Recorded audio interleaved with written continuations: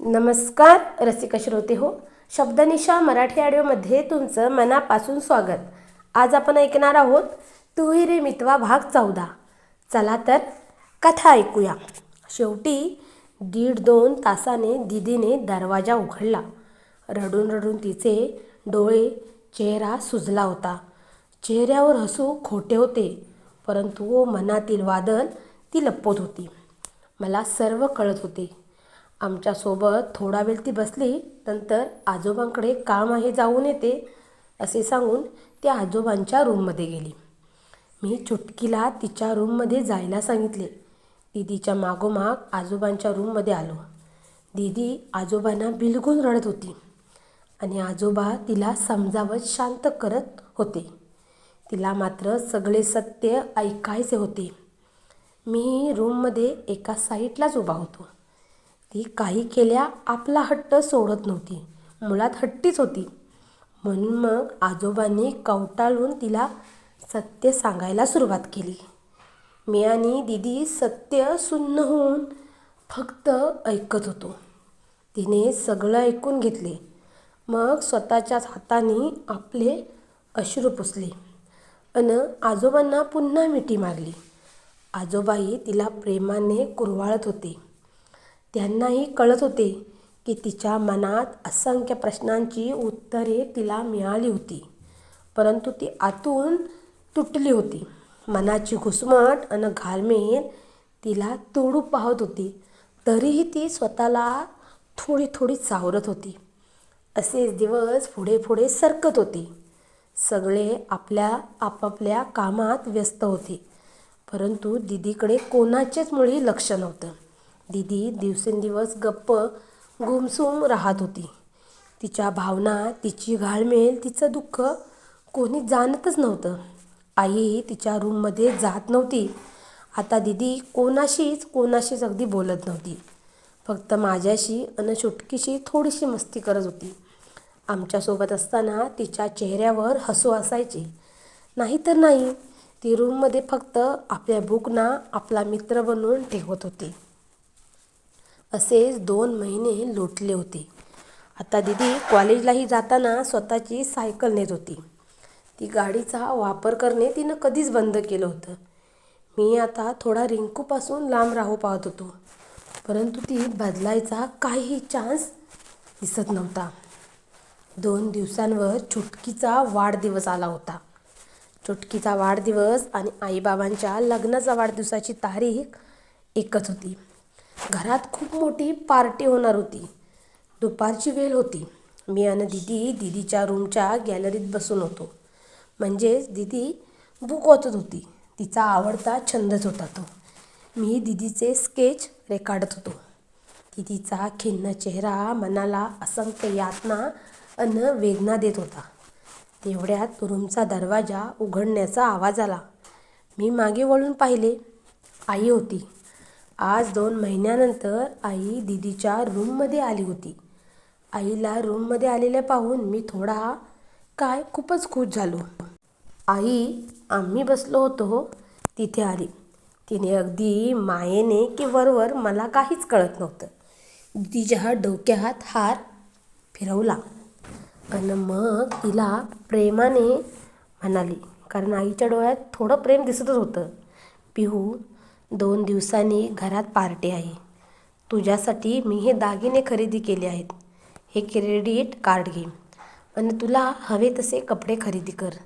खरेदी करताना हवं असेल तर वंशला पण घेऊन जा. सगळ्यांसाठी खरेदी केली, फक्त तू राहिलीस.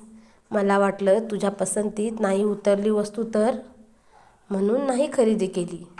नेहमी तुझी पसंती सगळ्यांहून खूप वेगळी असते ना, म्हणूनच. आईने तिला पिहू म्हणून मारलेली हाक एक वेगळाच दुःखाचा वळीव देऊन गेला. त्या हाकेत कोरडेपणा होता. मायेचा ओलावा बिलकुल नव्हता. बहुतेक आईच्या मनातली तिच्याप्रतीची माया सुकली होती वाटतं. कारण दीदी लहानाची मोठी झाली ह्या घरात. तिला पिहू म्हणून कोणीच हाक मारलीच नव्हती. सगळे तिला प्रेमाने दीदीच म्हणत असत. आणि आज चक्क आईने तिला दीदी न म्हणता पिहू म्हणाली होती. दीदीच्या डोळ्यात खळकन अश्रू ओलावले अन गालावर ओघळले सुद्धा. आता ती म्हणाली, मामी, मला या दागिन्यांची आणि क्रेडिट कार्डची काहीच गरज नाही आहे.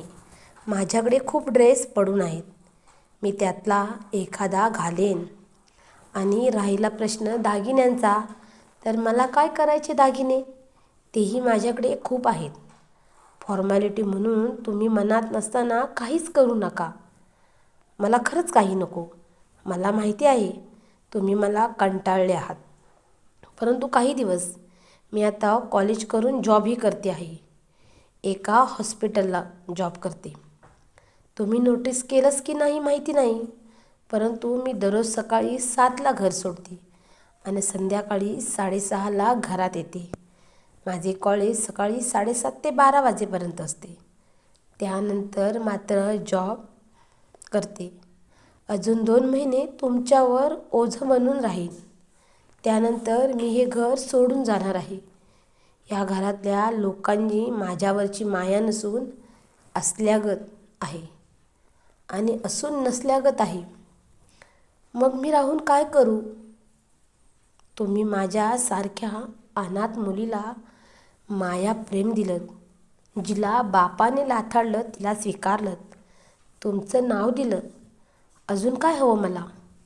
मला लहानापासून अगदी लाडाने वाढवली नाही तर डोक्यावर बसवून ठेवलीत आणि अचानक एवढ्याशा गोष्टीवरून डोक्यावरून खाली ढकलूनही दिलीत. क्षणात मला दिलेले प्रेम किंवा माझ्यावर असलेले तुमचे प्रेम कमी झाले. कदाचित माझी आई गेली तेव्हाच मी मेली असती, तर तुम्हाला इतका माझ्यासाठी त्रास सहन करायला लागलाच नसता. तुम्हाला माझा त्रास नको म्हणूनच आजकाल मी गाडीनेही जात नाही. माझी सायकलच घेऊन जाते.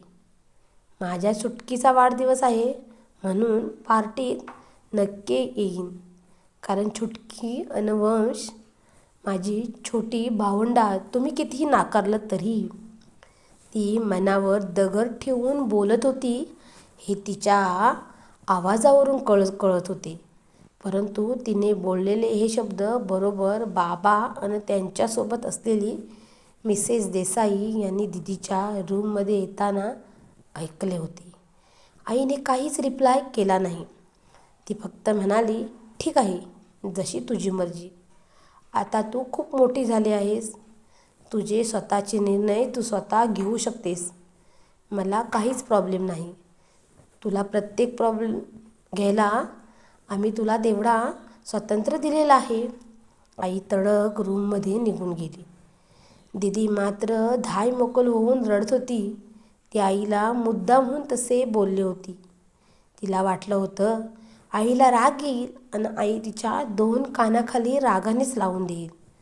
मग तिला प्रेमाने जवळ घेऊन गोंजारेल. तिच्यासोबत तीही रडेल. परंतु तसे काहीच झाले नव्हते. आज दीदी आईला पहिल्यांदा उलट सुलट काही बाही बोलली होती, परंतु आई काहीच बोलली नाही. ह्याचेच तिला दुःख वाटत होते. मनातलं वेदना अजून गडद होत होत्या. ती मला म्हणाली, वंश, असे कसे रे मला हे सगळे अचानक पोरकं करू लागले आहेत? मी इतकी का रे वाईट आहे? कदाचित मी माझ्या आईसोबत गेली असती तर आज हे दिवस, हे दुःख, ही घुसमट सहन करावीच लागली नसती. मला दूरच करून पोरके करायचे होते तर जवळच कशाला केलं होतं ना? तेव्हा मी जेवली काय? किती वाजता घरी आली? झोपली तर का झोपली आजारी तर नाही ना? अशी काळजी करणारी आई अचानक बदलली रे. तिला माहितीही नाही की रे, मी दररोज सकाळपासून संध्याकाळनंतर घरात येते. मी काय खाते काय पिते काहीच कळत नसतं रे. तिच्या डोळ्यातून अश्रूंच्या धारा वाहत होत्या आणि माझे काळीज तीळ मात्र तुटत होते. आई बाबांविषयी प्रचंड मनात राग भरून येत होता. कारण फक्त आणि फक्त त्या दोघांमध्ये माझी दीदी रडत होती. तिच्या डोळ्यातले अश्रू थांबता थांबत नव्हते. पण मी तिला कमजोर झालेली कधीच पाहू शकत नव्हतो. परंतु मला माहीत नव्हते, थोड्या दिवसात मीही या सगळ्यांसाठी परखा होणार होतो. नियती की घरात आलेली पाहुणी आपला खेळ खेळणार होती. आमचं कुटुंब आणि आम्ही कायमचे दुरावणार होतो. बहुतेक कायमचे, एकमेकांच्या मनापासून. धन्यवाद. तुम्हाला जर तुहिरे मितवा कथा आवडत असाल तर यूट्यूबवर शब्दनिशा मराठी ऑडिओला सबस्क्राईब करा. त्याचबरोबर बेल आयकॉनलाही प्रेस करा आणि कथा शेअरही करा. पुन्हा धन्यवाद.